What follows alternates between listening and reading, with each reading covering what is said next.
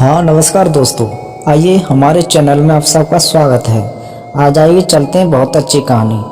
आइए दोस्तों चलते हैं एक साधु और वेश्या की कहानी। दोस्तों इस कहानी को आप सुनेंगे तो आपकी ज़िंदगी बदल जाएगी। दोस्तों आइए चलते हैं बहुत अच्छी कहानी। आ जाइए हमारे चैनल देहाती अनमोल कहानी यूट्यूब चैनल में आप सबका स्वागत। और हम सबसे एक बात कहेंगे, हमारे चैनल पर नए हैं तो हमारे चैनल को लाइक सब्सक्राइब शेयर अवश्य करें, जैसे कि आपके समक्ष नई नई वीडियो हमारी आ सके। तो दोस्तों आइए चलते हैं बहुत अच्छी कहानी, साधु और वेश्या की कहानी। आगे गौर दें कहानी में, चलो चलते हैं। दोस्तों एक गांव में एक अच्छा सा आश्रम था। उस आश्रम पर कोई रहता नहीं था।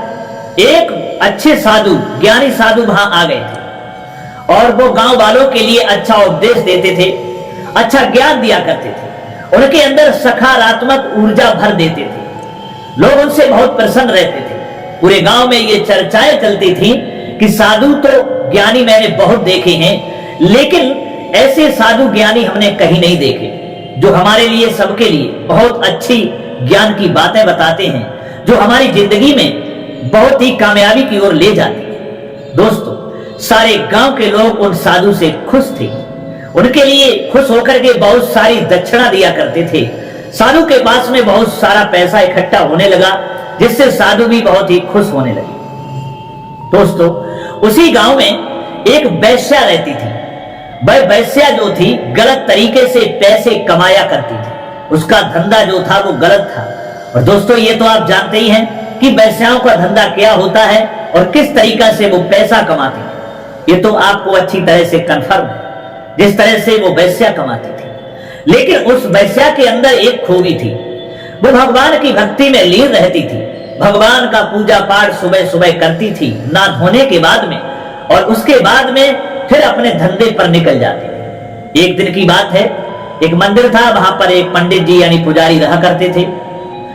इधर से वेश्या उस मंदिर में पूजा करने के लिए जाती है, भगवान को प्रणाम करने के लिए पहुंचती है। उससे पहले जो वो साधु थे, जो ज्ञान का उपदेश दिया करते थे, वो वहां मंदिर में पूजा कर चुके थे और बाहर निकले ही थे। इधर वेश्या जाती है और वेश्या मंदिर में पूजा करती है, लेकिन साधु जो थे वो उन पंडित जी से बातें करने लगे। वेश्या ने जाकर के भगवान को प्रणाम किया और पूजा करने के बाद जब बाहर निकल करके आई, तब उसने जब उन्हीं साधु को देखा जो उपदेश दिया करते थे, उनके पैर छू लिए।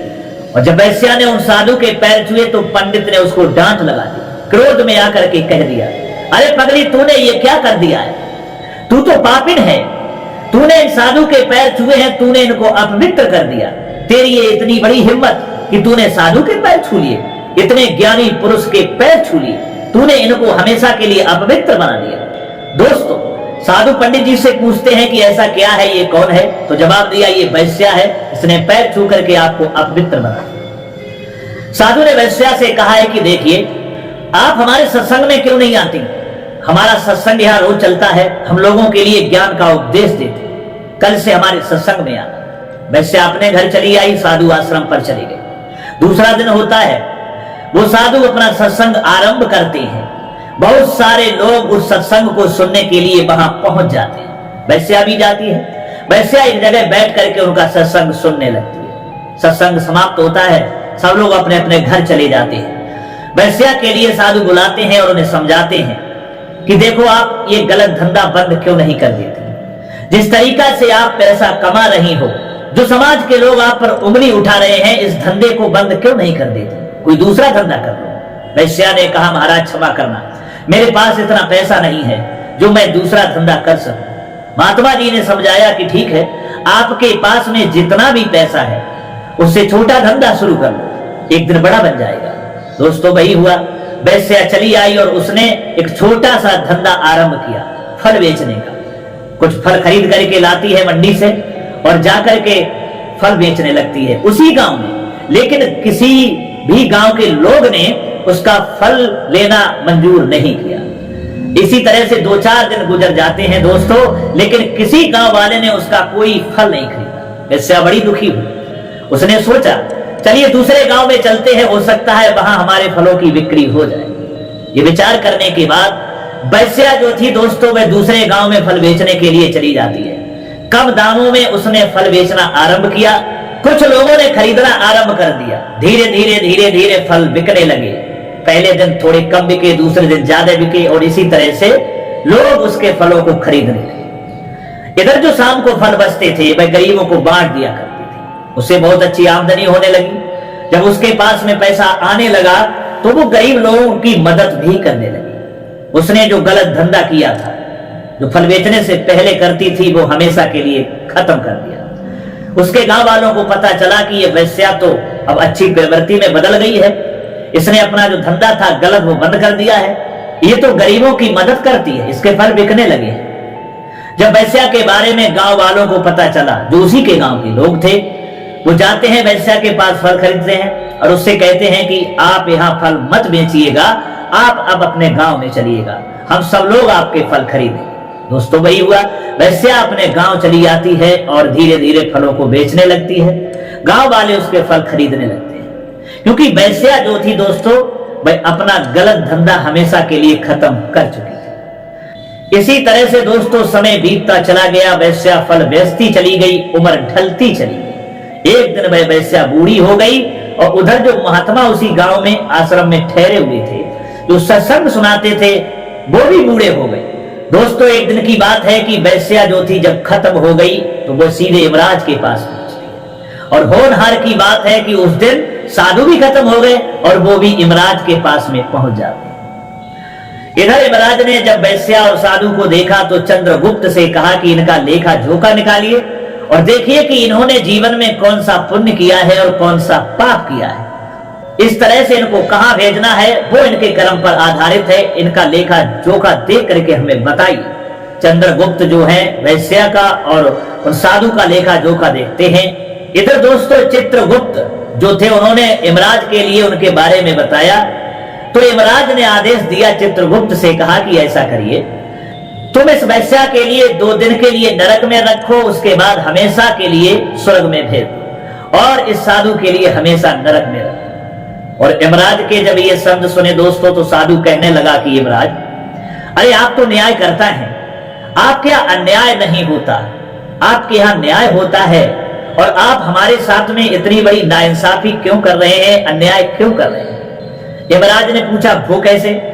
तो साधु कहने लगे, प्रभु हमें एक बात ये बताइए कि मैंने पूरे जीवन भक्ति की है, प्रभु का भजन किया है, लोगों को उपदेश दिया है, उनके लिए ज्ञान दिया है, उनके अंदर सकारात्मक ऊर्जा को भरा है, अच्छे रास्ते पर चलने के लिए उन्हें हमने प्रेरित किया है, अच्छा ज्ञान दिया है।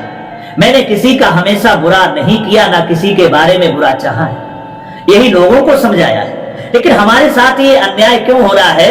और इस वैश्या ने तो पूरे जीवन पाप किया है, फिर इसे स्वर्ग में क्यों भेजा जा रहा है?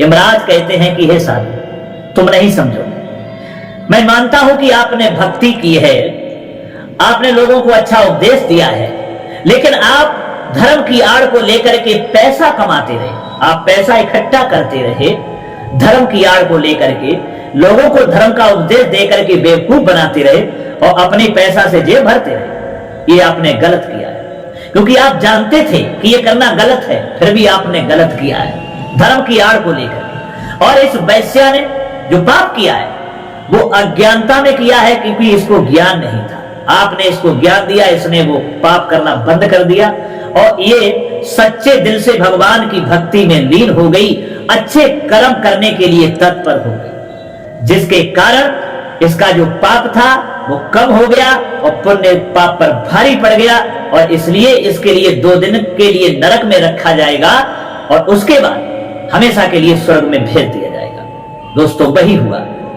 इधर 2 दिन के लिए नरक में वैश्या को रखा जाता है, उसके बाद वैश्या स्वर्ग के दरवाजे के रास्ते हमेशा स्वर्ग के लिए चली जाती है और साधु को नरक में डाल दिया जाता है। तो दोस्तों ये थी कहानी वैश्या और साधु। ये आपको सिखाती है कि जो लोग धर्म की आड़ को लेकर के धन कमाते हैं, लोगों को बेवकूफ बनाते रहते हैं, सच्चे दिल से भक्ति करते नहीं हैं, लोगों की नजर में तो ये लगता है कि ये बहुत सच्चे संत हैं या बहुत सच्चे लोग हैं, अच्छी भक्ति करते हैं, लेकिन उनके अंदर जो छल कपट होता है, पैसा कमाने का ये जरिया बना लेते हैं, तो ऐसे लोगों के लिए दोस्तों नरक ही मिलता है।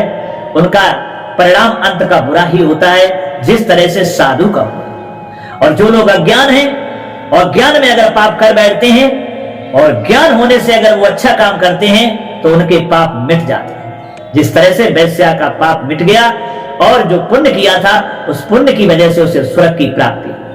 तो कहानी यही सिखाती है दोस्तों कि जो भी आप करिए अपने जीवन में, जो भी कर्म करिए सच्चे दिल से करिए, सच्चे मन से करिए। आपके दिल में, आपके मन में कभी छल कपट द्वेष भावना नहीं होना चाहिए। आपका परिणाम कभी बुरा हो ही नहीं सकता है। यही कहानी सिखाती है। तो दोस्तों अगर ये कहानी आपको अच्छी लगी है तो कमेंट बॉक्स में जरूर बताइएगा। फिर मिलते हैं अगली वीडियो के साथ में। तब तक के लिए सब्सक्राइबर बंधुओं एवं दर्शक भाइयों के लिए राधे कृष्णा।